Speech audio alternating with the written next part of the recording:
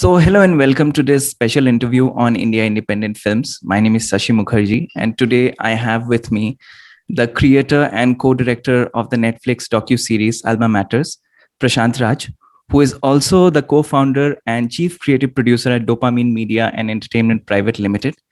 So, before we begin, I want to tell the audiences that I have had a journey with Prashant.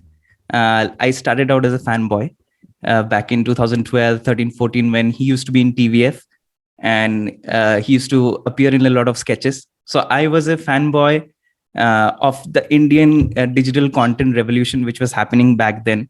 And I used to see every sketch that used to come out. And I used to follow all these people who were part of that movement. And then in around 2016, 17, I had the privilege of working with him as a writer. And today I'm interviewing him for Alma Matters. So it has been a journey. So welcome. And how are you? मेरे पास कोई special सवाल नहीं है शुरू करने के लिए. इस टाइम में आप कैसे हैं? जो आपकी जिंदगी का इतना बड़ा एक इवेंट है, वो एक पैंडेमिक के बीच में हो रहा है. तो आपका हेड स्पेस कैसा है? And congratulations also on the show. Thank you, Shashi. It's so wonderful to see you growing over the years. एकदम जब से तुमको देखा है और याद है और मतलब it's so wonderful to be here and talking about generally stuff that we've been talking about. Yes. in person. उसको एक ऑफिशियल प्लेटफॉर्म देके और उस पर बात कर रहे हैं, ये अपने आप में बहुत मजेदार चीज है और दोनों का ग्रोथ दिखाती है एक लेवल पे कि कुछ ना कुछ तो हम लोग कर ही रहे हैं लाइफ में. जहां तक पैंडेमिक की बात है तो पैंडेमिक में पहले साल में बॉडी बनाई, काफी फिटनेस पे ध्यान दिया था पहले लॉकडाउन में. ये बहुत सही और दूसरे मैंने किया ही नहीं अब तक. हाँ, और दूसरे में फिर एंटीबॉडी बनाई. तो अभी सेकंड फेज में एक राउंड हो चुका है. अभी जब रिलीज हुई थी उसके 4 दिन बाद ही मेरा आइसोलेशन खत्म हुआ था. मतलब फैमिली में मुझे, मेरी वाइफ को, बेटी सबको हो गया था बट माइल्ड था. तो अब हम लोग ठीक हुए हैं, रिकवर कर रहे हैं और इस दौरान रिलीज भी हुई है. तो वो अपने आप में एक मजेदार चीज है. एक क्लोजर मिला है, एक बहुत दिन के एफर्ट को अच्छा क्लोजर मिला है. बिल्कुल. तो वो एक अच्छी चीज हुई है. हाँ, तो अभी ये इतना स्पेशल इवेंट है, मतलब आपके लिए, आप इतने टाइम से कर रहे थे एंड इट रिलीज्ड, और जो रिएक्शंस आने लगे और अब तक जहां तक ये शो पहुंचा है, so how was it like? आपके लिए कैसा था ये सब कुछ, मतलब प्रोसेस करना और इन सब चीजों से डील करना? How was it for you? मतलब ये 2-3 हफ्ते का जर्नी कैसा था? ये बहुत ही कम वक्त है बट इतना कुछ हो गया, कैसा था वो? रिलीफ था मोस्टली, क्योंकि इंतजार कर रहे थे इसको सही प्लेटफॉर्म मिलने का. टू बी फेयर, एक उम्मीद तो थी ही कि इसको एक प्लेटफॉर्म मिल जाएगा जो कंटेंट हमने बनाया था, पर सिर्फ कंटेंट इज किंग पे भरोसा नहीं किया जा सकता. So a lot of things came together for this to come on a platform that we wanted it on. But thankfully that happened. 2 हफ्ते वाला ओवरवेलमिंग रहा है, ऑब्वियसली काफी ओवरवेलमिंग रहा है, बट लंबे समय के बाद आप कुछ चीज करते हो ना, तो यूजुअली आप इतना अपने दिमाग में प्ले आउट करते हो. और ह्यूमन टेंडेंसी होती है ना, हम लोग मतलब अपने पेन को भी और अपने आने वाले जीवन में, मतलब सक्सेस कह लो या जो अच्छी फीलिंग्स होती हैं, हम लोग दोनों को बहुत एग्जैजरेट करके रखते हैं अपने माइंड. तो यूजुअली जब वो एक्चुअली वो इवेंट होता है तो वो थोड़ा एक लेवल पे अंडरवेलमिंग भी होता है. और as my sister rightly says that हम लोग माया के धंधे में, तो यहाँ सक्सेस भी इल्यूजन है और फेलियर भी इल्यूजन. तो 2 हफ्ते का लाइफ साइकिल है, धीरे धीरे चीजें ठंडी हो रही हैं और फिर से पैड अप करके फिर से बैटिंग करनी है, वो वाला फेज है. आई थिंक ये इसको बहुत, मतलब जितना एक्सपेक्ट कर रहे थे वैसा प्यार मिला है. a lot of people have liked it. At least I think we've been fairly successful in what we had embarked upon. So it's a relief in itself, and now on to the next one hopefully. बिल्कुल. तो इस interview को मैंने 3 sections में divide किया है: content, form and then will have some general questions about dopamine and the future. तो content से शुरू करते हैं. मुझे इस शो के जर्नी के बारे में बताइए. क्यों आपको लगा कि वापस IIT KGP जाना चाहिए आपको, और ये कहानी बाकी रह गई आपको कहने की? और नॉन फिक्शन क्यों चूज किया आपने? इसके बारे में जरा बताइए. यार बड़ा लव हेट रिलेशनशिप रहा है मेरा हमेशा खड़गपुर हाँ, से और आईआईटी से। ठीक है, क्योंकि एक एक तो मतलब जो लोअर रैंक और छग्गी लोग होते हैं ना, उनको हमेशा वहां थोड़ा इम्पोस्टर टाइप फील होता रहता है, did I deserve to be here, okay. Specially इतने इतने काबिल लोग हैं इनके बीच में, हम्म। अपनी जगह कैसे बनानी है।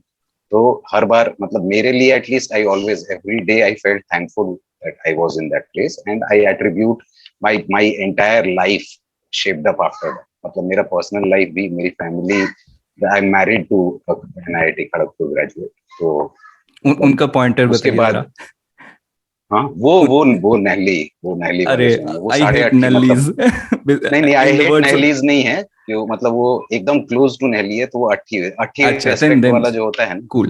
तो फिर दो अच्छा। तरह के आईटीएन होते हैं, एक जो ब्रांड बनाते हैं और दूसरा जो इस्तेमाल करते हैं। सो आई हम्म। एम द वन जो इस्तेमाल करता है, शी इज द हाँ, वन जो कि ब्रांड बनाती फेयर है। मतलब इनफ। वो ओके। जिनकी कहानियां इसमें बहुत अच्छे से कवर नहीं हुई हैं, और न ये था, वो तो उनके बारे में, जो ब्रांड बनाते हैं उनके बारे में तो सब लोग जानते ही हम्म। मोस्टली।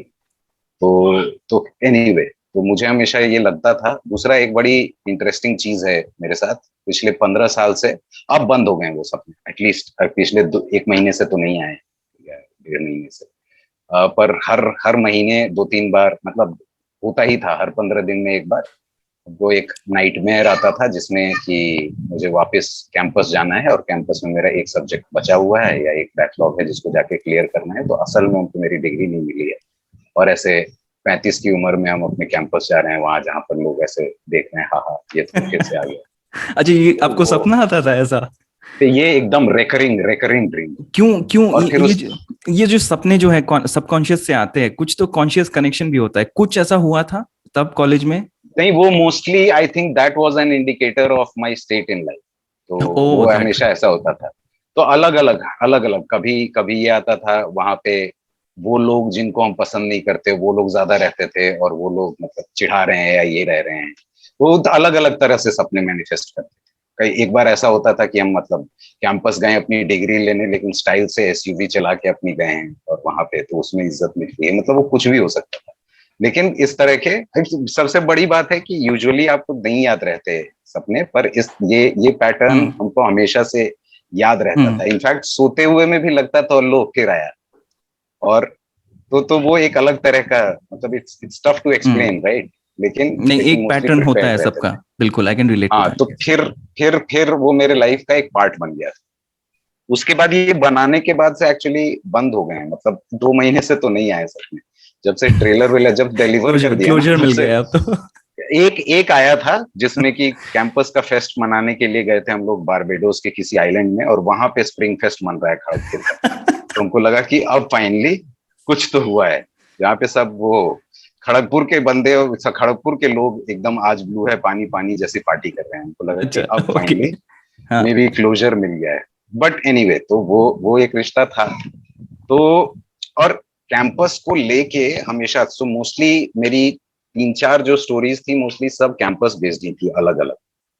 सो कैंपस को लेके हमेशा कुछ करने करने का तो था ही, क्या और कैसे वो फंडा नहीं था।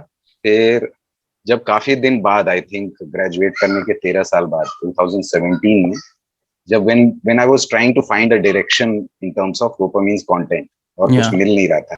वो गर्ल शो रिलीज हुआ था, पर एग्जैक्टली पता नहीं था कि वो क्यों डाला यूट्यूब पे, या उसको और कई दूसरे तरीके से अप्रोच करना चाहिए था।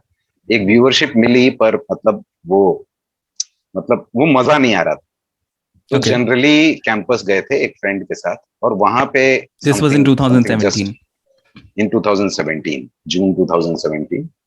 और उस समय बस एक घंटी बजती है ना, तो वैसा कुछ हुआ कि यार हम्म। यहाँ कुछ करना है, मतलब वापस आके there is enough material here to at least do something about that idea. तो उस समय फिर we just took the plunge. Hmm. और एक एक अच्छी पार्टनर टीम भी मिल गई, कैमरा एंड शॉट्स वाली यस। जो टीम थी। तो एकदम नेचुरल हम लोग, वो जैसे नहीं, मतलब एकदम फिट हो बैठ गए, गया। हम्म। एकदम बैठ गया। एक एक तरफ मतलब वो स्क्रू बस घुमाना था, और उसके बाद एक टाइटली निट एक इक्वेशन बनने को तैयार था। और जो लोग थे वो लोग सब सब बेसिकली एक डायरेक्शन ढूंढ रहे थे। तो प्रतीक पात्रा ड्रॉप आउट करके आया था, कैंपस से और बॉम्बे में, और उसको कुछ करना था। Pratik Patra is from आशय KGP or Bombay? is from KGP. He's from KGP. KGP. He had dropped out and had come to Bombay to Okay. pursue Films. filmmaking finally. Okay. Ashay was from KGP. He was doing short form documentaries. Unreserved बोल के उन्होंने कुछ बनाया Yes. था, पर वो scale वाला और कुछ मतलब बिग टिकट करना था, तो हम लोग सब नेचुरली, सबका एम्बिशन एक डायरेक्शन में ही जा रहा था, तो बस वहां से शुरू हो गया और कैंपस में शूट करना हमने शुरू कर दिया। अक्टूबर 2017 में पहली बार गए हम लोग, और उसके बाद जाते रहे। या मतलब मेरा ये भी सवाल था कि नॉन फिक्शन ही क्यों सोचा, क्यों आपने इसको एक ड्रामा शो की तरह ऐसा क्यों नहीं सोचा? पैरेलली एक शो था मेरे पास, फिक्शन में एक पैरेलली शो था जिसमें कि, और वो शो मतलब भाई वो करेंगे ही कभी ना कभी। शायद आपने मुझे बताया था एक आइडिया। हाँ हाँ वही वो होगा। आइडिया, उसका शो बाइबल लिखा हुआ था, और हाँ। कुछ अलग अपनी जगह पे वो अटका, बट वो इन प्लेस है। इनफैक्ट नॉन फिक्शन की, एक तो नॉन फिक्शन क्यों किया, नॉन फिक्शन में मुझे किसी से पूछने की जरूरत नहीं थी, मतलब मुझे चार चार ऐसे डॉक्यूमेंट बना के उसके बाद पिच दो, फिर 4 लोगों को कन्विंस करो, तो वो सब करने की जरूरत नहीं थी। और उस समय लग रहा था कि कम में ही हम लोग कुछ ना कुछ बना लेंगे, तो ऐसा लग रहा था कि अपने लिमिटेड रिसोर्सेज में कुछ बना लेंगे और उसको फिर उसको आगे ले जाया जाएगा। And also I wanted the IP to remain with, क्योंकि सिर्फ खड़गपुर में नहीं करेंगे, मुझे और कैंपसेस में जाके और मतलब इसको एक आईपी की तरह, इसको एक प्रॉपर्टी की तरह बिल्ड करना। तो और सीजन्स आएंगे? मींस हाँ, और सीजन्स होपफुली आएंगे। क्या आप जेएनयू पे भी करेंगे और वो रिलीज नहीं होगा फिर? नहीं, ऐसा तो ये तो हमारा वॉइस अलग होगा, मतलब जेएनयू ऐसा हम कोई नहीं ये करेंगे जिसमें कि हम लोग, मतलब हम लोग एटलीस्ट हम लोग ऐसे किसी गफलत में नहीं है कि हम लोग ओपिनियन मेकर्स हैं, और हमें जो दिखता है हमारे नजरिए से जो कहानी दिखेगी, या वहां के एक खास, मतलब it is only a point of view, वो जो जो हम लोग प्रेजेंट कर रहे हैं, और एक तरीके से वो पॉइंट ऑफ व्यू प्रेजेंट किया जाए। तो उस पॉइंट ऑफ व्यू में हम लोग ये इंश्योर करते हैं कि at the risk of sounding A political, but हम लोग बैलेंस्ड व्यू देना पसंद करते हैं, कि जितना बैलेंस्ड रहे, क्योंकि ब्लेम नहीं डाल सकते हो आप, मतलब सिस्टम, ये एक सिस्टेमिक चीज की बात कर रहे हो, लेगेसी इंस्टीट्यूशन की बात कर रहे हो, उसमें बहुत सारे वल्नरेबिलिटीज होंगे, उसके अपने बहुत सारे प्रॉब्लम्स होंगे। आप सिस्टमिक ब्लेम, आप वहां जाके और 70 साल के इतिहास में आप एक बार जाते हो, 1 साल शूट करते हो और वहां के सिस्टम पे ब्लेम डाल के और निकल लेते हो, so you are not fulfilling your duty as well. People have to humanize the institution. People will have to see the institution in the context of the job that it is doing for the greater good. Which means your job is to only make sure that people get enough context to talk about the institution and understand the institution enough to then have their own opinions about it. आप random एक opinion नहीं फेंक सकते हो एक जगह के बारे में, और वो हमारे लिए, वो पूरा हमारे स्पेक्ट्रम दिखाना है, कवर करना है सबका ओपिनियन। पूरा स्पेक्ट्रम अगर नहीं भी हो तो स्पेक्ट्रम के जितने कलर्स कवर कर रहे हैं वो इंश्योर करें कि उसमें ऑथेंटिसिटी हो, और उसको हम अपने कलर से कलर नहीं करने। सो जितना ऑथेंटिक रहेगा, you might miss a lot of stuff, and there always is. अगर आप ड्रामेटिक एक क्रिएशन कर रहे हो तो उसमें बहुत सारी चीजें आप मिस आउट करोगे, but we are committed to the story. तो हमें बोलनी और वो स्टोरी बेस्ट तरीके से आनी चाहिए। उसके बाद तो कॉन्वर्सेशन पॉइंट्स खुलते हैं, उसके बाद बहुत सारी चीजें ये हैं, ये सीरीज एजुकेशन सिस्टम का प्रॉब्लम्स को सॉल्व करने के लिए थोड़ी बनाई गई, मतलब लोग बात कर रहे हैं एटलीस्ट एजुकेशन सिस्टम के बारे में, उसके लिए बनाई गई। तो और वही पर्पस है इसका। ये मतलब है कि हम लोग जेएनयू जाएंगे तो जेएनयू में एक, मतलब सिर्फ और सिर्फ जिन चीजों की बात होती है जो कि वो आई बॉल्स लाते हैं या जो कि वर्क करते हैं न्यूज चैनल्स के लिए, हमारे लिए अप्रोच दूसरा है। वो होपफुली वो जब जाएंगे जेएनयू तो अपने आप दिखेगा, और वो हमारा मतलब वो अलग वॉइस दिखेगा। बट हाँ, पर जेएनयू जाने के पहले हम लोग एटलीस्ट अपनी इतनी क्रेडिबिलिटी बिल्ड करना चाहते हैं कि हाँ, ये इनकी एक अलग वॉइस है और ये कुछ ऑथेंटिसिटी लेके आते हैं अपनी तरह की।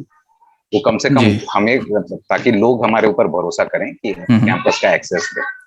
तो जेएनयू, मतलब frankly this is also my bread and butter, so I cannot afford to, and I shouldn't be जहां जो सच है, मतलब सच, डॉक्यूमेंट्री एज अ फॉर्मेट का ये होता है कि लोग लोग अज्यूम करते हैं कि उनको रियलिटी, सब रियलिटी दिखनी चाहिए। हम्म हमारा काम रियलिटी दिखाना थोड़ी है, रियलिटी तो दिख ही रही है, हमारा काम सच दिखाना है।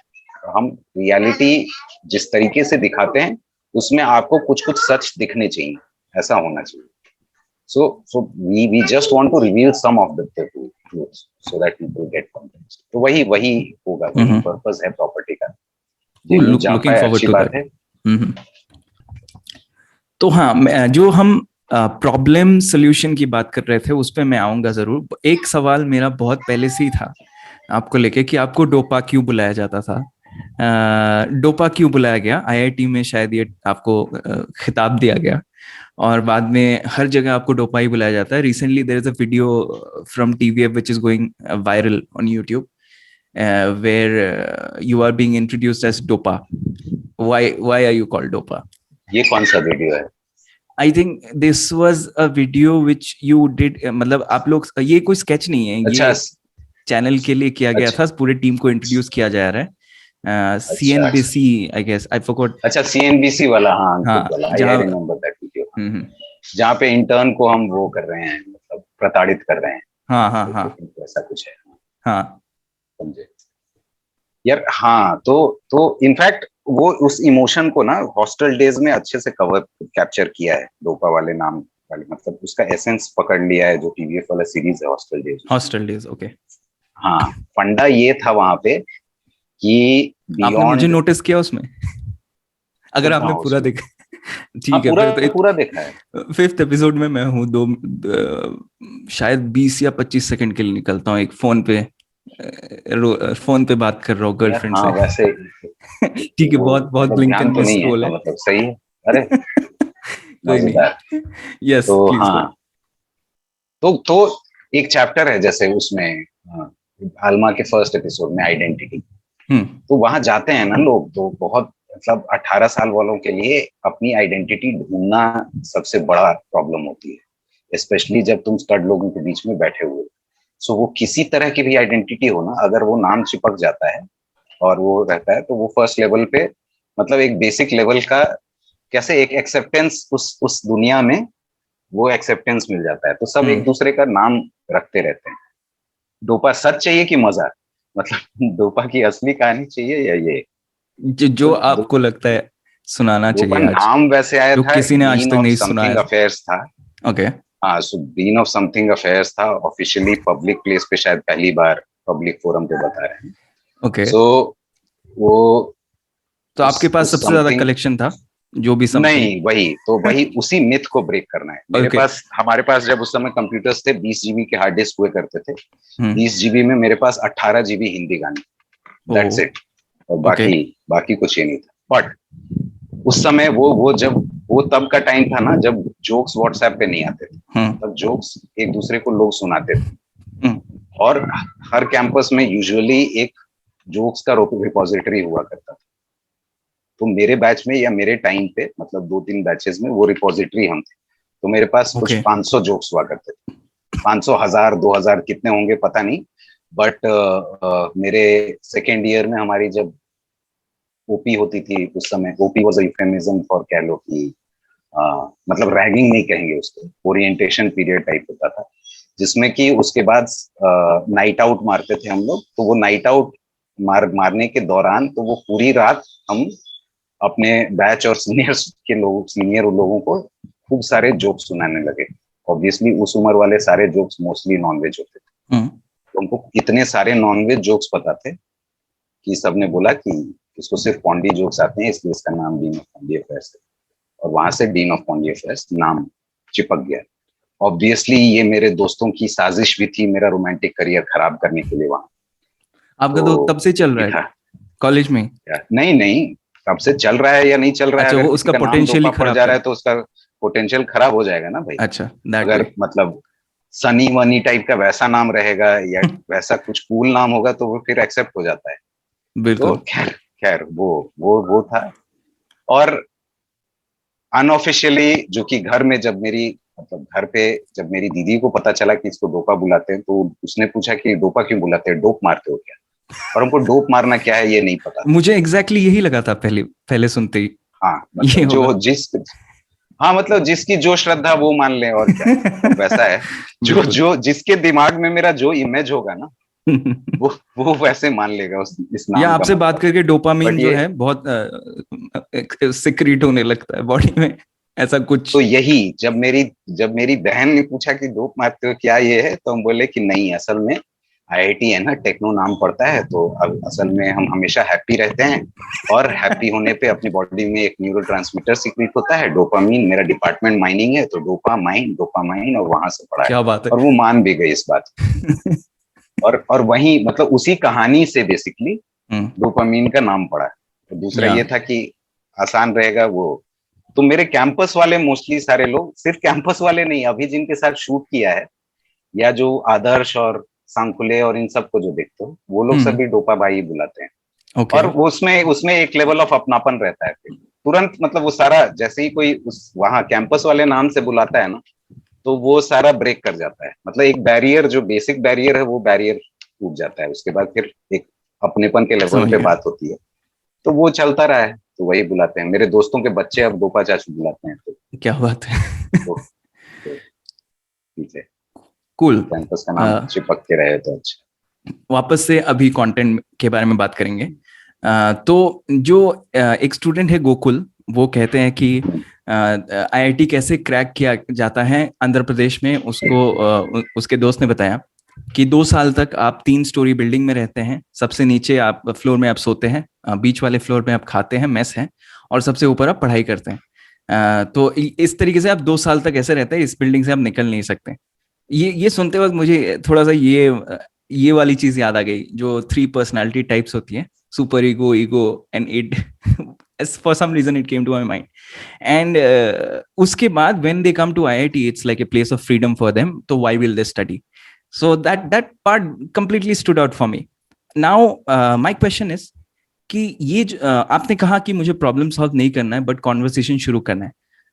बट फिर भी ये प्रॉब्लम अगर है कि मेजॉरिटी जो लोग जा रहे हैं, शायद इस इंटेंशन के साथ नहीं जा रहे कि इंजीनियरिंग करनी है, वो तो जाते हैं, बस जाने के बाद पता करते लाइफ में क्या करना है।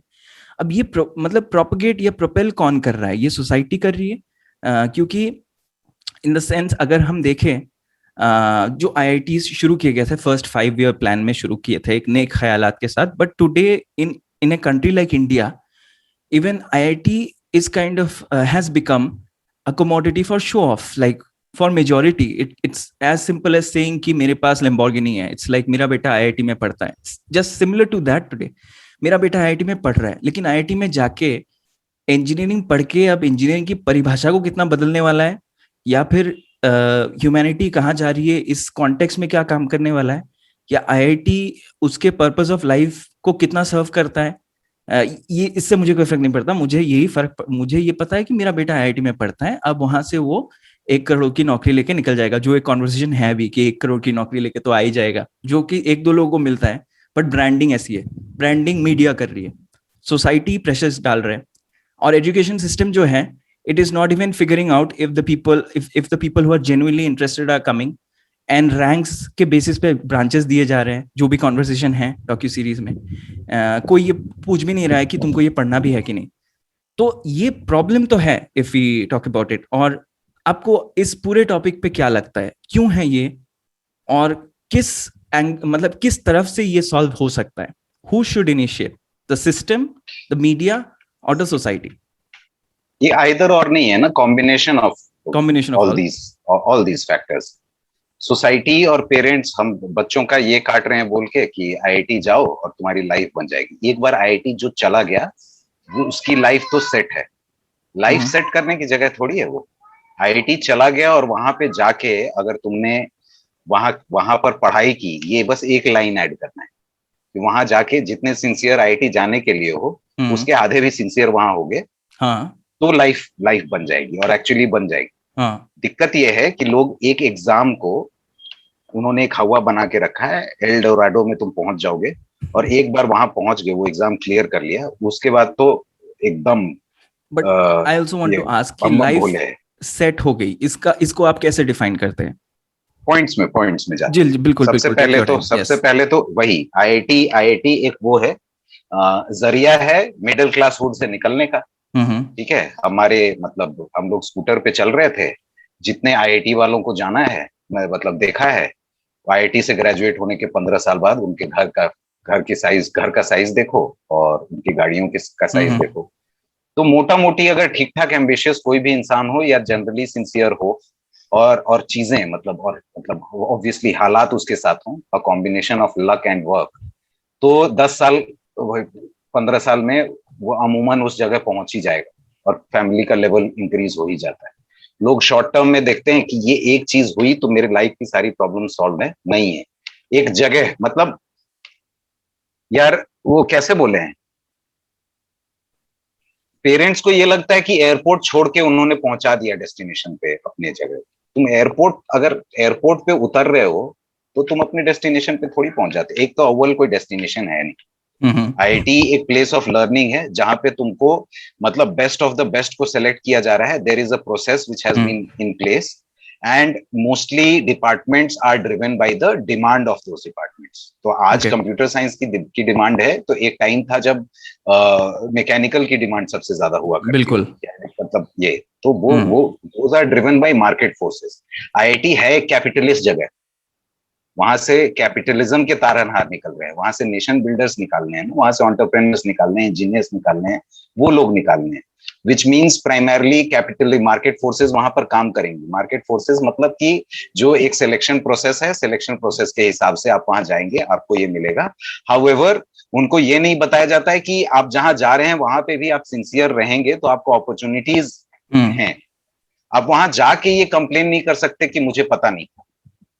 मतलब we empathise with you, and hmm. There should be empathy कि हाँ तुमको नहीं पता था। 18 years olds are not suppose to know what they हाँ। Wanted to do, but people confuse it with the complaint that ये बंदा जो आया है इसको माइनिंग नहीं पढ़ना था और इसको कंप्यूटर साइंस पढ़ना था। कंप्यूटर साइंस क्यों पढ़ना था? क्योंकि सबसे अच्छी जॉब वहां से लगती है। उसको नहीं पता है कि उसको कंप्यूटर साइंस पढ़ना है या उसको मैकेनिकल पढ़ना है। अगर अगर लोग मजबूरी में ये एग्रीकल्चर एंड फूड इंजीनियरिंग ले रहे हैं क्योंकि उनका रैंक खराब था, तो बहुत सारे लोग मजबूरी में मैकेनिकल नहीं ले रहे हैं और कंप्यूटर साइंस ले रहे हैं सिर्फ इसलिए कि उनका रैंक रैंक अच्छा है और उनके काफी ऊपर अच्छा है। हाँ। प्रेशर है। हाँ। So you cannot expect 18-year-olds to decide what they want to do then. They are hmm. supposed to make mistakes. बोलो। You have to provide them with a platform to make mistakes and make sure that they learn from those mistakes. And few and far between will be very clear about, or they are driven enough to do well with what they are getting. Hmm. Ultimately तो जिंदगी में यही समझाते हैं ना कि जो मिल रहा है उसको बेस्ट कैसे यूज करना है। लोगों की दिक्कत ये होती है कि आईआईटी की ड्यूटी है कि हम्म। अरे आप 2 लोगों को 1 करोड़ की जॉब मत लगवाओ, आप 200 लोगों को लगवाओ। हम्म। ऐसा नहीं होता है। लेकिन क्लिकबेट तो 1 करोड़ की जॉब ही है, तो बिल्कुल। ब्रांड वो वाला बन जाएगा। तो विच मीन्स अजम्पशन लोगों का बदल जाता हम्म। है। As long as people manage their expectations when they are going to IITs, बहुत सारी प्रॉब्लम एक लेवल पे वहां पे सॉल्व हो जाती है। ऑब्वियसली दूसरे लेवल पे सिस्टमिक चीजें करनी होंगी। सो इंस्टीट्यूट को अपनी तरफ से इंश्योर करना होगा कि एक वेल राउंडेड इंजीनियरिंग एजुकेशन या वेल राउंडेड एजुकेशन उनको दिया जाए। Okay. To be fair, IIT में ऐसी बहुत अपॉर्चुनिटीज होती है, बट चूंकि रिसोर्सेज वर्सेस एक्सेसिबिलिटी की प्रॉब्लम है, तो विच मीन्स वहां पे भी आपको माइनर लेने का, आपको जो जिस सब्जेक्ट में इंटरेस्ट है वो पढ़ने के लिए एकदम आपके पास ऑप्शंस हैं। आप माइनर सब्जेक्ट्स ले सकते हो, आप बहुत सारी चीजें कर सकते हो, पर वहां पे भी आपको वो अगर चाहिए तो उसके लिए एक बेयर मिनिमम एकेडमिक बेंचमार्क है। क्योंकि अगर सबको कंप्यूटर साइंस पढ़ना होगा जाके, तो ऐसा कैसे होगा? 2,000 लोग तो नहीं पढ़ सकते, उस क्लास का साइज तो 200 है। तो कैसे आप सेग्रीगेट करोगे? ऑब्वियसली आप मार्क्स देखोगे। तो पर अनलेस पर जब तक सबको क्यों रिसोर्सेज पढ़ना है? अभी figuring out the intent of नहीं, एवरी तो इंडिविजुअल। वही तो इसीलिए अब दूसरा मतलब ये दूसरा आता है कि सबको क्यों पढ़ना है, तो अभी मार्केट फोर्सेस डिफाइन कर। हम्म। थोड़ा जब मल्टीडिसिप्लिनरी होंगी चीजें, होपफुली जब हम्म। थोड़ा थोड़ा इंजीनियरिंग में ह्यूमैनिटीज भी आएगा, जब दुनिया बिल्कुल। कैसे चलती है वो भी समझ में आएगी, तब शायद लोगों को और क्लैरिटी आएगी कि भाई हम क्यों पढ़ रहे हैं, ये क्यों पढ़ना चाहते हैं। हम्म। यार वो 18 साल के बच्चे हैं जो कि एम्बिशियस हैं, विच मीन्स उनको वही चीजें अभी उनको अट्रैक्ट करेंगी, या तो वो डिसइल्यूजनड होंगे, नहीं तो उसी चीज से अट्रैक्टेड होंगे जिसमें सबसे ज्यादा उनको रिटर्न्स दिख रहा है इन terms of pure play. Specially middle class वाले लोग जा रहे हैं और उनको प्योर प्ले सैलरीज तो दिखती ही दिखती हैं, वो आप कैसे नेगेट कर सकते हो, unless unless there are multiple other options. For example शुरू से ही पता रहे तो मतलब, और जिसके लिए काउंसलिंग है, जिसके लिए बहुत सारी चीजें कैंपसेस को करनी पड़ेंगी, तो you need to find the right inspirations primary, specially main stream media को और इंस्पिरेशंस क्रिएट करने पड़ेंगे या और स्टोरीज क्रिएट करनी पड़ेगी। मेन स्ट्रीम मीडिया यूजुअली हर प्लेसमेंट सीजन में जाके और प्लेसमेंट के स्टैट्स छाप देती है। It works for the institute, उनका तो नाम जा रहा है, and it works both ways, इनको क्लिक्स मिल रहे हैं, तो इसलिए डीपर लेवल पे शायद लोग सोचते नहीं इसके बारे में। होपफुली सोचेंगे, अगर देखेंगे तो सोचेंगे। How is it different in the west? मतलब आपने जो बोला मार्केट फोर्सेस आर डिटरमाइनिंग कि कौन क्या ब्रांच ले रहा है और क्यों ही आईआईटी जा रहा है, कि मतलब एक तरीके से सपने बेचे जा रहे हैं। तो एमआईटी और हार्वर्ड का क्या है सीन? वहां पे किस तरीके से अप्रोच करते हैं लोग? आपको शायद पता ये होगा। अच्छा सवाल है, ये अच्छा सवाल है। विदेशों के बारे में ना, एक डेवलप्ड वर्सेस डेवलपिंग इकोनॉमी के बारे में एक फ्रेंड ने बहुत मस्त बात बोली थी कि डेवलप्ड इकोनॉमी वो होता है ना जहाँ पे एक बेयर मिनिमम जो लाइफ का स्टैंडर्ड है लोगों का मोटा मोटी सेम होता है, और उससे ऊपर जाने के लिए ना अपने अंदर का ड्राइव और एफर्ट मारते हैं लोग, राइट। तो तुम जैसे मतलब अगर स्कैंडिनेविया में अगर जाओ तो तुम हो या सोशल लैडर में, जो यहाँ पे कंसिडर किया जाता है सोशल लैडर में नीचे, दोनों की मोस्टली दोनों सेम रेस्टोरेंट में जा रहे हो, दोनों सेम पब में जा रहे हो, दोनों सेम पब्लिक ट्रांसपोर्ट यूज कर रहे हो, घर वर का स्थिति मोटा मोटी सेम ही, ठीक है। 2 रूम एक्स्ट्रा होंगे या 1 रूम ज्यादा या 2 रूम कम होंगे, या पोर्च का साइज थोड़ा बड़ा होगा, बट लिविंग स्टैंडर्ड्स मोस्टली मोटा मोटी सबके लिए सेम होते हैं। इस वजह से जो एजुकेशन, जो सेल्फ मोटिवेशन होता है ना हायर एजुकेशन के लिए, वहां पे ड्राइव ज्यादा होती है। उसके बाद जैसा कि उसमें बताया है बाबा ने, एडमिशन का क्राइटेरियन अलग है। आप एसओपी लिखते हो वहां, आई लाइक दैट पर्सन। हाँ, और जब आप एसओपी लिखते हो तो आपको जस्टिफाई करना है ना कि आप क्यों करना चाहते हो। उसके बाद और वो प्रोसेस ही मेरे साथ हुआ था। एसओपी लिखना था हमको अपने एमबीए के लिए, और एमबीए करने जाना था हमको। एसओपी लिखने के बाद रियलाइज हुआ कि एमबीए तो करना ही नहीं है, और ऐसा बहुत लोगों के साथ होता है। तो एक बार जब तुम लिखोगे तो क्यों करना चाहते हैं, कहाँ, ये तो उसमें इस वजह से लेवल ऑफ क्लैरिटी थोड़ी ज्यादा होती है जो लोग जा रहे हैं। नुकसान ये है कि वहां की पढ़ाई बहुत महंगी है, तो विच मीन्स मतलब कॉलेज लोन अपने आप में बहुत बड़ी लाइबिलिटी होती है। इस वजह से जो लोग जाते हैं और जो लोग लेते हैं कॉलेज एजुकेशन, बहुत सोच समझ के, और उसके बाद फिर उस अपना डिसइल्यूजनमेंट वो लोग अफोर्ड नहीं कर सकते। आईआईटी सब्सिडाइज्ड एजुकेशन, आप मतलब कम में पढ़ते हो, लोन लेके और ये करते हो, इस वजह से थोड़ा सा डिसइल्यूजनमेंट वहां भी अफोर्ड कर सकते हो। दैट इज नॉट टू से कि फीस बढ़ाना सोल्यूशन, इट्स जस्ट मतलब looking at things in context कि वहां ऐसा क्यों होता है और यहाँ ऐसा क्यों। तो जो लेवल ऑफ ड्राइव होता है ना, वो वहां ज्यादा होता है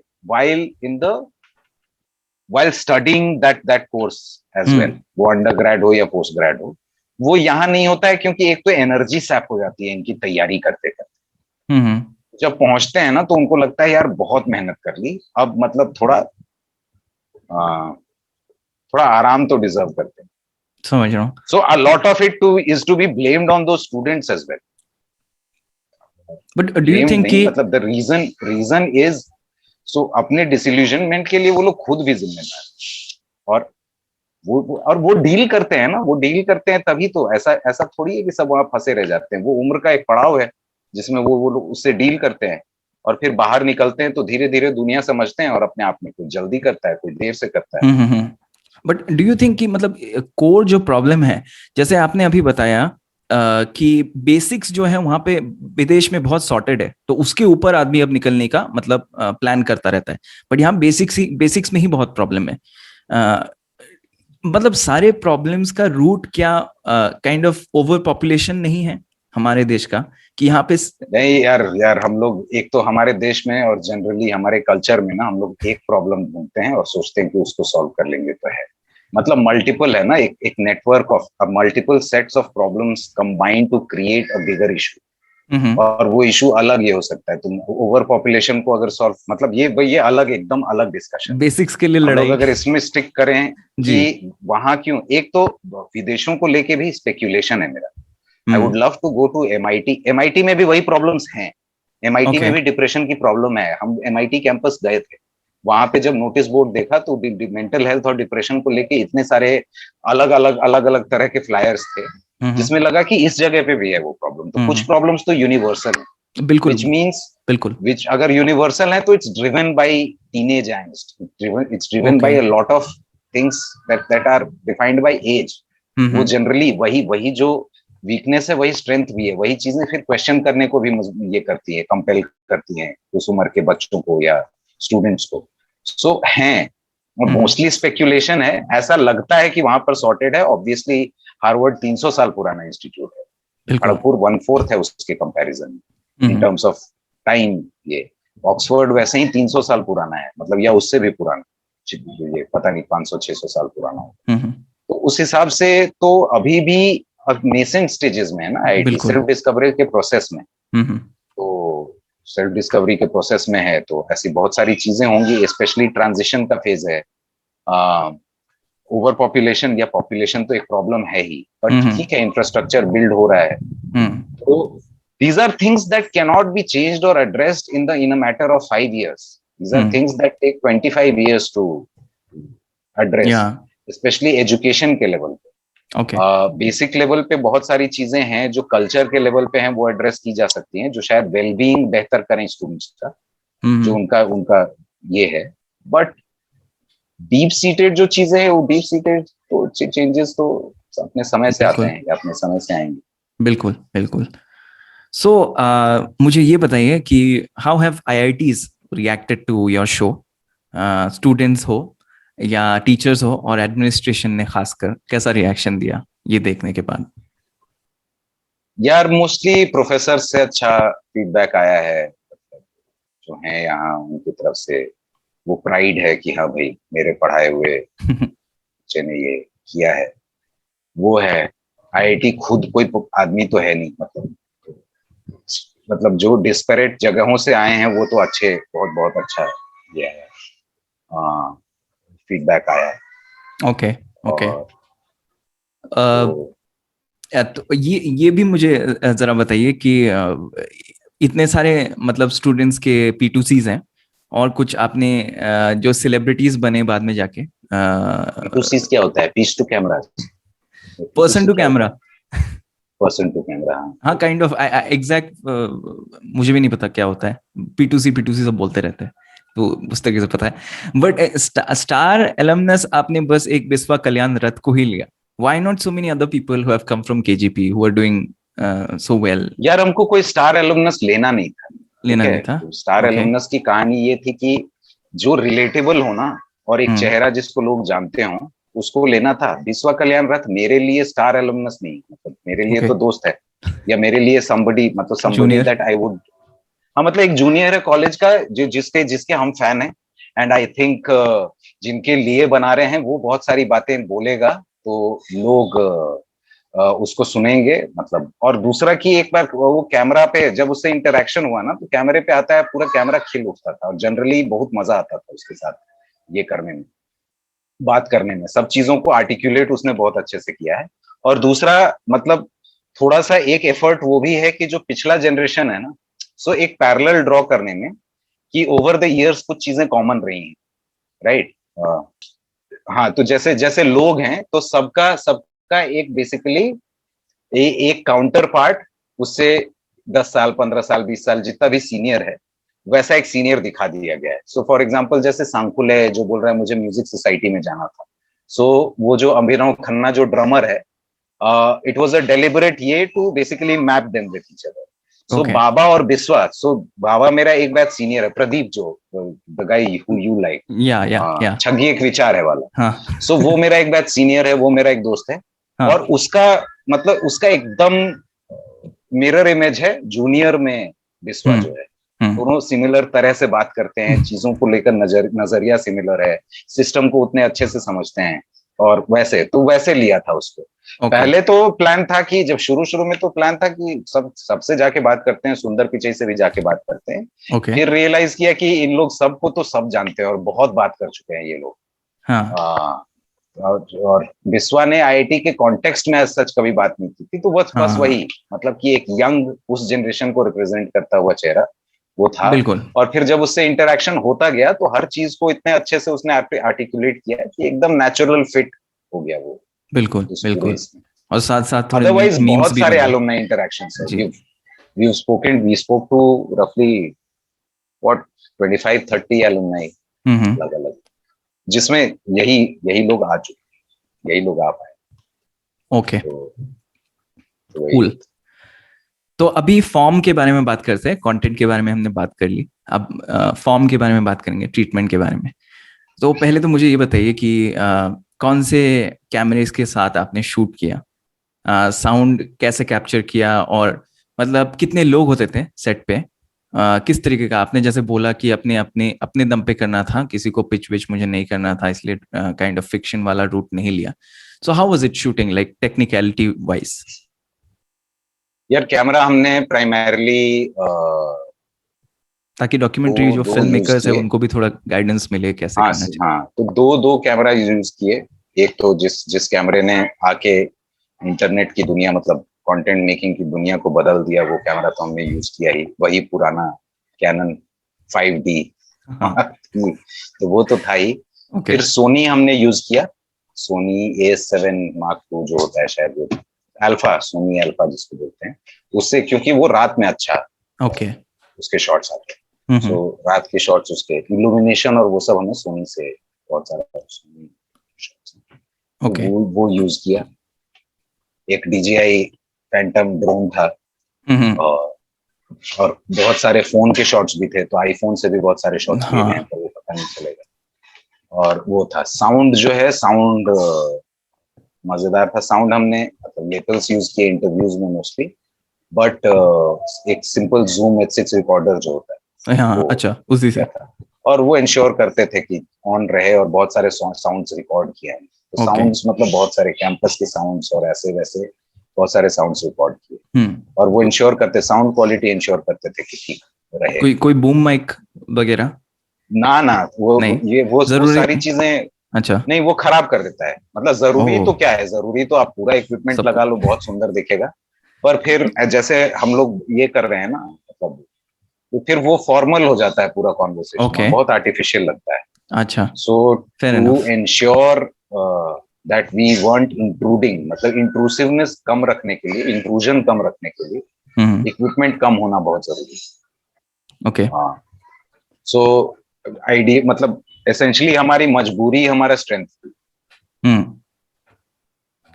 तो बिल्कुल था। तो मोस्टली जो इंटरव्यू, अगर हम इंटरव्यू कर रहे होते थे तो मोस्टली रिकॉर्ड कर रहे होते थे अपने पास जूम लेके, या फिर पात्रा कर रहा होता था, तो वो तो 2-in-1 रोल्स मोस्टली होते थे। क्रू बहुत बड़ा नहीं था, कोर क्रू जो था, इल्यूमिनेशन के टाइम में थोड़ा बड़ा था, क्योंकि मल्टीपल जगह पे हम लोग शूट कर रहे थे। बट अदरवाइज हम लोग 3 से 4 लोग ही रहते थे, और जब जरूरत पड़ती थी तो हमारा वहां पे TFPS है, technology film making and photography society, TFPS, तो उसके लोग आके हेल्प करते थे, बहुत हेल्प करते थे। और फिर बहुत सारे हमारे जो बी रोल्स हैं या बहुत सारे शॉट्स जो हैं, वो वही TFPS वालों को हमने बोला था, तो वो लोग अलग से लेके भी देते थे, या बिल्कुल। तो थ्रू आउट द शो मैंने थोड़े विजुअल जो स्टोरी टेलिंग वो भी देखी है, वो भी करने की कोशिश की गई है। जैसे पहले एपिसोड में एक शॉट दिखाया जाता है जहां मेस में रोटियां मशीन से बन रही है, और फिर जहां बिस्वा कल्याण रथ का P2C है, उसके बाद हम देखते हैं कि एक लड़का आयरन पाइप में खुद को बैलेंस करने की कोशिश कर रहा है। And there is one more observation I made, I don't know if that was conscious और नॉट, कि जो स्पंदना है, जो लड़की है, when she talks about the 1:9 ratio, there is a very slow charge in one of the frames.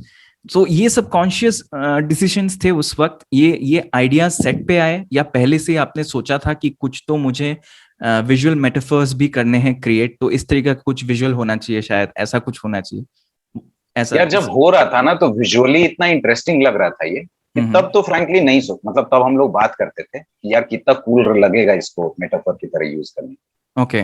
But deliberate नहीं था। मतलब वो हम तो फैसिनेटेड हो गए क्योंकि हम मतलब 15 साल बाद ऐसे जा रहे थे, या ये 13 साल बाद ग्रेजुएट करने के, और देखिए कि गरम गरम रोटी मिल रही है। हमारे टाइम में हाथ उठाना पड़ता था और फिर टर्न आता था तब जाके रोटी मिलती थी। अच्छा। तो हमको लगा ये गरम गरम फुली रोटियां कैसे मिल रही है, तो हम मेस के अंदर जाके जब चेक किए तो देखे कि मशीन से रोटी निकलती है। तो तुरंत बुलाए, भाई ये शॉट लो, ये अपने आप, ये अगर नहीं भी रहेगा तो ये लोगों को दिखाने के लिए कि भाई कैंपस में आजकल रोटी ऐसे बनती है। वो ये फिर जब एडिट कर रहे थे तब रियलाइज किया कि यार ये अब अगर मेस इंट्रोड्यूस कर रहे हैं तो ये शॉट तो है हमारे पास, और ये असेंबली लाइन को भी दिखा सकता है, असेंबली और लाइन। ये उस समय रियलाइज किया। वहां पे तो हम लोग बोल ही रहे थे रोटी को देख के वो, लेकिन वो ह्यूमर ज्यादा था कि यार ये देखो अब रोटी भी आईआईटी के इंजीनियर्स की तरह असेंबली लाइन में होने लगी and stuff like that, but we never deliberately thought कि अरे इसको यूज करेंगे ही करेंगे। मतलब बहुत सारे बहुत इस तरह के विजुअल्स हैं जो कि हमने नहीं यूज किए हैं। सिमिलरली वो जो शॉट था, जो लड़का चल रहा है, हम लोग एक्चुअली एक हॉस्टल के एक हॉल के छत पे थे और हम लोग सनसेट का शॉट लेना चाह रहे थे। ओके। बट वो शॉट हम लोग को कभी मिल ही नहीं पाया था। बेसिकली मेरे घर में जहां हम बैठे हैं तो मेरे सामने कैंपस का ये देखो, ओके। तो ये खड़गपुर का ये, और हमको ये शॉट रेप्लिकेट करना। ये मेरे घर में ये पोस्टर है, ठीक है। ये एक एक एक एक लड़का था जिसने लिया था, उससे फोटो खरीदा था। तो यही शॉट रेप्लिकेट करना था, पर ये हम लोग को मिल ही नहीं पा रहा था। और जब ये शॉट हम लोग ले रहे थे ना तो ऊपर नीचे फिर दिखा कि एक लड़का बहुत देर से वो वॉक कर रहा है और खुद को रिकॉर्ड करने की कोशिश कर रहा है। तो वो विजुअल अपने आप में इतना इंटरेस्टिंग था कि वो विजुअल ले लिया हमने। उस समय नहीं सोचा कि भाई हम लोग बात करेंगे तो मेटाफर की तरह ये हो। वो बहुत देर, मतलब वो लड़का वहां पे आधे घंटे से ज्यादा होगा, मतलब बहुत देर था जब हम लोग वो कर रहे थे। तो वो इसलिए, और वो नेचुरली, पर वो विजुअल रह गया था दिमाग में। बिल्कुल। तो क्योंकि इतने मतलब 500 घंटे थे ना, पर कुछ कुछ विजुअल्स रह जाते हैं। तो ये दो विजुअल्स जिनकी बात कर रहे हो वो रह गए। तीसरा तुम कौन सा बात कर रहे हो? वो जो स्पंदना जब बात कर रही थी, तो मतलब बहुत ही अल्ट्रा स्लो चार्ज इन है एक एक सर्टेन फ्रेम में, बहुत ही स्लो, मतलब मैं एजेस को देख के बस। अच्छा, जब स्पंदना स्पंदना ये कर रही, वो डेलिबरेट था, वो एडिट में था, वो जस्ट मतलब वो एक ड्रामा का एलिमेंट तुमको लाना होता है ना। वो एडिट पे किया हुआ है। अच्छा। क्योंकि वो प्रेशर, और तो दूसरा की मुझे वही मतलब लगा था। you're going inside the mind of that person ना, you Yes. suddenly start identifying with what the character is saying। तो वो चार्जिंग बहुत जगह जगह यूज किया हुआ है। मतलब वो उसमें दिखता है क्योंकि वो वाइड फ्रेम है। वाइड फ्रेम की वजह से वो उसमें नोटिस होता है। ओके। मैंने ज्यादा बाकी शायद नोटिस नहीं किए। यस। हाँ, वो बहुत स्लो है, बहुत स्लो है, और इसलिए, बट वेल स्पॉटेड। थैंक्स। तो अगला मैं ये जानना चाहता हूँ कि तो मतलब नॉन फिक्शन में इस तरीके से होता है, आप चीजें लेके आते हो और एडिट टेबल पे पता चलता है कहाँ विजुअल स्टोरी टेलिंग करनी है, क्या हो सकता है इसका। हाँ, ऑफ कोर्स। तो मतलब नॉन फिक्शन में असल में एडिटर डायरेक्टर होता है। ट्रू। तो जो आपने इंटरव्यूज लिए, ये लड़के या सारे लोग इतने खुले हुए थे, मतलब ये पहले से ही, मतलब फर्स्ट डे से इतने खुल गए थे या उनको वक्त लगा? और मतलब whom were they addressing to, talking to behind the camera? कौन था? They can't talk to you like that, I feel they can't cuss and all if you were there like behind the camera. ना एकदम कर रहे थे। मतलब it started with Patra, क्योंकि Patra was there friend batch में। ओके। ठीक है। ओके। और पात्रा तो ड्रॉप आउट था ना। पात्रा इज वो फिर वापस प्रतीक मतलब पात्रा जो, हाँ, को तुम अगर सेकंड एपिसोड के क्रेडिट्स देखोगे तो उसमें सिर्फ एक डायरेक्टर है, प्रतीक पात्रा है। ओके। क्योंकि वो प्लेसमेंट के टाइम में गया, अकेला गया था, और उसने अभिनीत चुटे को लिया जो उस समय वहां पढ़ रहा था, और उसके साथ कैमरा लेके बस प्लेसमेंट वाली सारी चीजें ढूंढ वो शूट करने लगा। और एक जगह है जहां पर एक चाय सुट्टा कॉर्नर है, जहां पर वो पहुंचा और यहाँ पे वो सारे मिले। अरे पात्रा क्या कर रहा है? अरे शूट कर रहे हैं। अरे क्या शूट कर रहा है? अरे तुम लोग तैयार हो गए क्या? अच्छा, बोला हाँ यार बात करते हैं, चलो ठीक है। और सब इतने प्रेशर में थे ना, ये कि उनको एक्चुअली पात्रा एक आउटलेट मिल गया। ओह कूल। सो प्लेसमेंट के time, so both of them helped each other actually. So placement के टाइम पे सब इतने प्रेशर में थे कि उनको बात करने के लिए और एक एक थर्ड पॉइंट ऑफ व्यू मिल गया जिसको, तो एक तरह से जिसको जिसको भी प्रेशर समझाना था ना, ये डील करना था, वो वहां आके और बोलता था और वो ये होते थे। और उसके बाद तो इक्वेशन एक बार बैठ गया, फिर हम गए तो ऑटो हम पायलट मतलब वही। हाँ, सो इक्वेशन वो वाला नहीं था, मेरे से भी वैसे ही बात कर रहे थे। कभी कभी, हाँ कभी ऐसा फील नहीं किया। वो वाला था, बोले तो वहीं पे डोपा नाम काम आया है ना। अच्छा, कैंपस कैंपस नाम से जैसे ही बुलाने लगे तो हम उनके बीच के हो गए। अगर बिल्कुल। वो प्रशांत सर वाला मोड होता तो वैसे बात नहीं करते, लेकिन वो तो ये फेलो मतलब केजीपी ब्रो है जो आया है, समझ वैसा गया। वैसा इक्वेशन। एंड वी मतलब spent a lot of time with them, almost the kind of time that you spend with your own friends, batchmates and teammates वैसा समझ वो गया। होना ही था।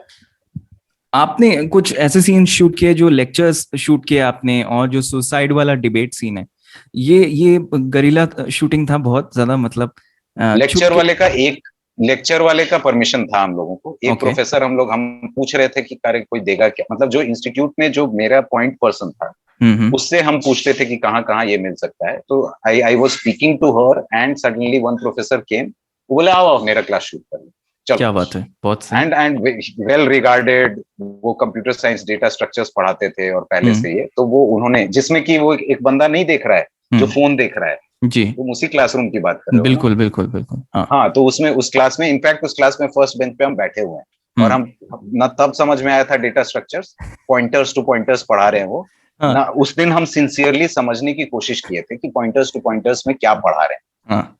तो आई किड यू नॉट, लेकिन उस दिन हम क्लास में बाहर सामने फर्स्ट बेंच पे सिंसियरली बैठे हुए हैं, जब आपको वो समझ आ प्रोफेसर गया। पढ़ा रहे हैं। पागल हो गया। अच्छा, तो ऐसा है। ठीक है। मतलब कॉन्सेप्ट समझ में आ गया, हम्म। लेकिन वैसे नहीं समझ में आया, तब ओके। वो भी नहीं समझ में आया, बट हाँ। तो फिर एनीवे, ग्रोथ तो हुआ है, मतलब तो हाँ ग्रोथ इतने हुआ, सालों में। और ये समझ में आया कि अरे क्लास में बैठ के अगर ध्यान दिए होते उस समय तो समझ में आ गया रहता। सो बिल्कुल। Partly I was to blame as well, जो अभी हम बोल के निकल लेते हैं, बट एनीवे, तो वो जो शूट किया था हम्म। वो हमने क्लासरूम्स, मोस्टली हमें परमिशन थे शूट करने के लिए, और स्पेसिफिक डिबेट प्रोफेसर से, सीन। इसीलिए क्लासरूम्स के बहुत सारे शॉट्स नहीं, वो मतलब क्योंकि हमारे पास लिमिटेड शॉट्स ही थे क्लासरूम। डिबेट वाला जो सीन है वो तो इस पे था, वो तो स्टूडेंट्स ने पहले शूट किया था, वो तो हमने लिया है एक्चुअली ओ, फुटेज, और अच्छा, वो उस यूट्यूब पे तरीके। भी है। ओके। यूट्यूब पे है वो डिबेट वाला सीन। तो इन दैट वे कैंपस में उस समय सुसाइड हुआ था, और उसके बाद वो जो डिबेट हुआ था वो डिबेट प्रॉपर यूट्यूब पे है। तो वो हमने टीएफपीएस से लिया, वो ओके। हमने नहीं शूट, ओके। वो हम लोग ओके। नहीं। ठीक है। थोड़ा म्यूजिक के बारे में बताइए, मतलब म्यूजिक के लिए क्या ब्रीफ था आपका, इसके लिए, पूरे शो के लिए। और एक टू सावधाने जो सॉन्ग है, जो अभी बहुत पॉपुलर हो रहा है, इसकी कहानी क्या है? हाँ, सो एक टू शब्दाने को बाद में ये करते हैं। जी म्यूजिक जी। प्राइमरीली जो होता है, म्यूजिक उतना ही इम्पोर्टेंट है डॉक्यूमेंट्री का के एडिट को काटते में, जितना कि विजुअल्स होते हैं। मतलब बेसिकली बहुत सारे केसेस में तुम इमोशन डिसाइड करके म्यूजिक पहले डिसाइड करते हो, उसके बाद उस म्यूजिक के हिसाब से तुम अपने विजुअल्स काटते हो। ओके। और मोटा मोटी अगर तुमको स्टोरी पता है तो, और ये तो म्यूजिक के लिए मतलब शिवाजी जो एडिटर है, तो शिवाजी ने मोस्टली, शिवाजी और सत्यम म्यूजिक बेड बोल के एक साइट, उस पे जाते थे और उस पे हजारों पीसेस ऑफ म्यूजिक देखने के बाद उन्होंने मतलब जो बेस्ट लगा कि उसके लिए जो है वो ओके। चूज किया, कुछ पीसेस। सो उसने टेम्पलेट दे दिया, टाइटल ट्रैक जो है, टाइटल ट्रैक भार्गव चौधरी एक बहुत अमेजिंग म्यूजिशियन है, उसने टाइटल ट्रैक और कुछ और पीसेस हैं जो कि जैसे जो शुरू होता है, उसके बाद फिर जो रंगोली और इल्यूमिनेशन वाला पार्ट है, तो उसमें उसमें कुछ ये है, तो उसने कुछ पीसेस दिए। तो ओके। कुल मिला के हमने 16 पीसेस ऑफ म्यूजिक यूज किए हैं, जिसमें से 13 जो है म्यूजिक बेड से हमने लिए, अलग अलग क्रिएटर्स, और 3 जो है वो ओरिजिनल भार्गव ने क्रिएट किए। एक टू सावधाने बहुत मजेदार है। एक टू सावधाने का हुआ ऐसे, उसमें पहले हमने एक दूसरा गाना चूज किया था, माई your heart don't stand a chance बोल के गाना है। आर्टिस्ट का नाम हम एंडरसन पार्क ओके ओके उसका है, पॉपुलर है, ठीक ठाक पॉपुलर गाना है। इनफैक्ट एक सीन में वो यूट्यूब पे सांकुले पढ़ते हुए वो गाना सुन रहा है और वही गाना प्ले हो रहा है और उसी को, और बहुत अच्छा फिट भी बैठ रहा था। पर म्यूजिक राइट्स बहुत मुश्किल चीज होती है, one of the toughest things to ensure and fight, मतलब basically manage and arrange is music rights, क्योंकि पता नहीं होता है कुछ। तो वो एक था हमेशा से इशू। फिर जो सेकेंड एपिसोड का एक कट है ना, वो कट लेके हम यूएस गए थे 2018 दिसंबर में, वहां के लोगों को दिखाने के लिए कि अगर और फंड रेज करने की जरूरत, हाँ मतलब मोस्टली मेरे फ्रेंड्स और ये सब ये। और पहले प्लान था कि क्या वहां जाके कुछ एलुमनाई को शूट करेंगे या नहीं करेंगे, तो वो प्लान ड्रॉप कर दिया था, बट मैंने अपनी ट्रिप नहीं कैंसिल की। तो वहां पर पहुंचे और मेरा पर्पस था दोस्तों से मिलना जो यूएस में है, और उन सबको दिखा रहे थे ये सारा कट और ये सब। तो उसमें मेरा एक बहुत क्लोज फ्रेंड है जिससे जिससे मिलना ही मिलना था हमको, तो हम लोग उसके घर जा रहे थे, हमको अब याद है, न्यूयॉर्क से न्यू जर्सी। और गाड़ी में वो उसका जो चैनल है, तो हम उसको सुनाए वो गुड गर्ल वो शो के गाने सुन रहा था और उसको बहुत अच्छा लगा, एक दो पीसेस बहुत अच्छे लगे। और वो मेरे बैच का बाई फार मतलब one of the most talented and anyway one of the most talented musicians I know. Sandipan Dev नाम है उसका, सैंडी। अच्छा, Panchphoron the band, Panchphoron band का वो जो फ्रेंड है मेरा, वो सैंडी है, the guy who is on the synth, he has composed this song as well. Okay okay. तो उसने बोला कि अरे मेरे चैनल पे तुम कुछ कुछ गाना सुने हो, तो हम बोले कि कुछ कुछ यार, दो चार बंगाली गाना है, मतलब तुम कुछ बताओ, क्योंकि हम तो अपने से ऑन माई ओन अकॉर्ड हम सुने। तो वो ये गाना गाड़ी में प्ले किया और मतलब हम पागल हो गए। तो पता नहीं क्या ये था, जस्ट वो फिर ऐसे स्टिक नहीं कर जाता है, वो स्टिक कर गया और वो ये करते रहा, और यूजुअली होता नहीं है बट इसका लिरिक्स भी स्टिक कर गया। तो तुमको लगा कि इसको तो करना ही है, इसको मतलब इसको देखें कैसे। तो हमको ये नहीं पता था कि अल्मा मैटर्स में यूज करेंगे, बट इसको यूज तो करना ही था वाला ये। फिर वापस जाके जब प्ले किया, टीम वाले लोग उनको भी कि यार ये तो गजब का गाना है। हाँ। फिर वो हमने इंश्योर किया कि इसको इस्तेमाल तो करना ही है, अब कैसे करेंगे। फिर वो बन गया अपने आप वैसा, सीक्वेंस बन गया उसके लिए। ओके, समझ गया। और ये बहुत अच्छे से रिप्रेजेंट करता है ना, सेकेंड एपिसोड को बहुत अच्छे से रिप्रेजेंट करता है, लिरिक्स वाइज भी, फील वाइज भी, जो उसका कंपोजिशन है उस तरह से भी, हर तरह से मतलब एकदम फिट है उससे। या ट्रू ट्रू। और इसके साथ हम लास्ट सेक्शन में आ गए हैं, जनरल क्वेश्चंस कुछ पूछूंगा। तो मैं ये आपसे जानना चाहता हूँ कि नेटफ्लिक्स में जो आपने शो को लाया, ये प्रोसेस कैसा रहा? मतलब कैसे लाया जाता है, कैसे अप्रोच किया जाता है, किससे बात होती है, पेपर वर्क कैसा होता है? हाँ, पेपर वर्क मतलब ज्यादा डिटेल में तो नहीं जा सकते, लेकिन जितना आप रिवील कर सकते हैं, थोड़ा बहुत गाइड मोटिवेशन अगर आप खुद कंटेंट जो भी सुन रहे हैं। हाँ सर, हम मतलब बोले अगर आप खुद कंटेंट बना रहे हो तो creator can not sell his own. Okay, वो बहुत मुश्किल है। इट्स लाइक सेइंग कि वो क्या बोलते हैं, अपने बच्चे के स्कूल एडमिशन के लिए जैसे आप खुद नहीं डिसाइड करते ना, कर सकते उसका इस स्कूल में होना चाहिए या नहीं होना चाहिए, जैसे अभी उससे भी गुजरे हैं।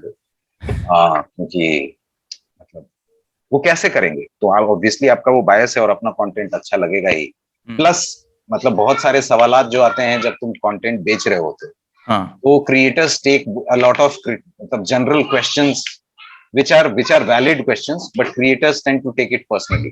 For example, तुम्हारे कंटेंट को कोई वैल्यू कर रहा है, अब तुम्हारे दिमाग में एक वैल्यू है, सामने वाला कुछ और वैल्यू करेगा, तो दोनों मतलब अगर अंडर वैल्यू हो रहा है तो एकदम पहला रिएक्शन ही रेजिस्टेंस और फाइट और फ्लाइट वाला होगा कि अरे ऐसे कैसे, तो which means it's not fair to sell your content yourself. So we got a very good sales partner. तो मेरा एक फ्रेंड शेमारू में था, शेमारू ने इंश्योर किया कि वो लोग नेटफ्लिक्स को प्रेजेंट करें, and they made sure that we got a good deal. तो हम लोग को सेल्स के लिहाज से our job was to find the right partner, I think, and I think we did that. Okay, fair enough, ठीक है, I got it. So if we talk about dopamine and the content you have made from there, जो good girl show आया था YouTube पे और अभी Alma matters आया Netflix पे, so what kind of a positioning are you looking at? आपने थोड़ी देर पहले बताया था कि तब मुझे समझ नहीं आ रहा था कि एग्जैक्टली क्या डायरेक्शन होना चाहिए। तो अभी क्या प्लान है? अभी आगे क्या आने वाला है? और इसके साथ डोपामीन का क्या मतलब पूरे कॉन्टेक्स्ट में? Where is Dopamine position in the context of Indian OTT and web space today? What is your plan हाँ, to regarding be that? Fair देखो, गुड गर्ल शो समझ पोजिशनिंग के हिसाब से ना समझ में आ रहा हो, बट हम लोग ये श्योर हैं कि वो कहानी तो हम लोगों को बोलनी है। हम्म।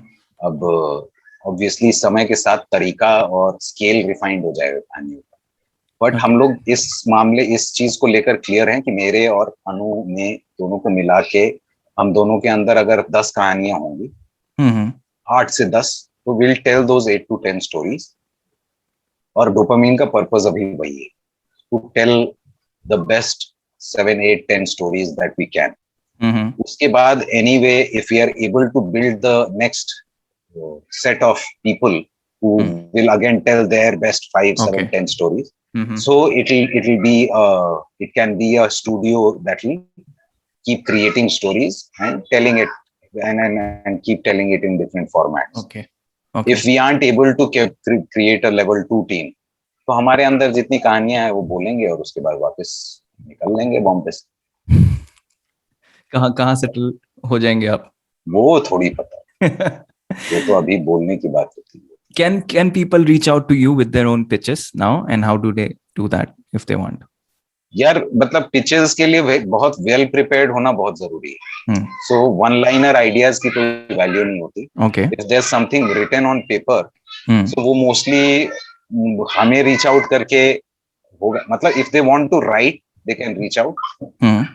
If they want to pitch their own concepts, it's better to reach out to people who are looking for stories to tell. We have our own stories to Okay. tell, Okay. You want writers तो for हम you. लोग Okay. हम लोग उसी पे focus करना चाहते हैं। Hmm. But we are looking for writers, and Yeah. we are looking for hard working writers Hmm. primarily. Hmm. तो वो हम लोग स्टोरी मतलब स्टोरीज के इतिहास से स्टोरी दर स्टोरी अलग अलग राइटर्स सेलेक्ट करें। मोस्टली पिचेस में मुश्किल हो जाता है, क्योंकि अगर वो पिचेस भेजेंगे और पोलाइट ही ये होना होगा, अनलेस मतलब क्योंकि हर पिच के बाद ना एक उम्मीद बनती है, तो हम वो झूठी उम्मीद नहीं बांधना चाहते। जब जब हमारे में मोस्टली वो स्टोरीज खत्म हो जाएंगी तो ऑब्वियसली फिर हम लोग पिचेस भी बुलाने लगे। So let us pitch and let all platforms से नो टू अस। उसके बाद फिर You look for ask pitches. For pitches. Okay. Cool. हम लोग ऑलमोस्ट एंड तक आ चुके हैं। मैं आपसे फाइनल सवाल पूछ रहा हूँ कि how do you look at the Indian OTT space, web space today? हमने बहुत साल तक बात नहीं की इस पे, तो मैं जानना चाहता हूँ आप कैसे ऑब्जर्व कर रहे हैं इस पूरे जो जिस तरीके से इवॉल्व हो रहा है इंडिया का कंटेंट वेब पे, यूट्यूब पे हो या ओटीटी पे हो। How do you look at all that? यार मतलब अब तो थोड़ा ड्रिवन बाय फियर है, फियर ओके। ऑफ पता नहीं बैकलैश, जिस वजह से शायद जो डायरेक्शन लिया था कंटेंट ने, जिसमें एक्सपेरिमेंटेशन और जिसमें नई नई नई चीजें और नई नई कहानियां होने वाली थी, वो शायद फिर कुछ साल पहले वाली स्थिति में चला जाएगा। होपफुली वैसा ना जाए। अगर वैसा नहीं होता है तो एक्साइटिंग टाइम है यार, मतलब रीजनल कंटेंट ऊपर आएगा। अगर I am fascinated by Malayalam cinema में जिस तरह का कंटेंट आ रहा है या आता है, वैसा ही होपफुली उस तरह की क्वालिटी, और चूंकि एक्सेस हो गया है ना अब हर तरह की, और हाई क्वालिटी कंटेंट का एक्सेस है, तो लोगों के स्टैंडर्ड्स अब बढ़ गए हैं। बिल्कुल। तो अब सिर्फ नॉनसेंस क्रिएट करके नहीं किया जा सकता। तो hopefully overall standard of content बढ़ेगा। फॉर्मेट के टर्म्स में हमको लगता है कि now the time has come जहां पे अब फिर से कुछ 300 एपिसोड की सीरीज आएंगी, होपफुली बेहतर आएंगी।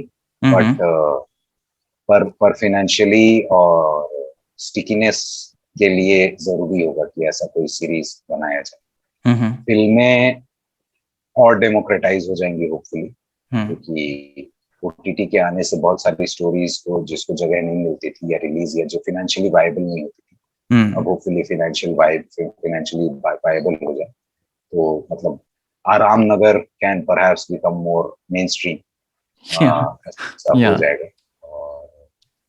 और क्या, हाँ Cool. Exciting times Yes.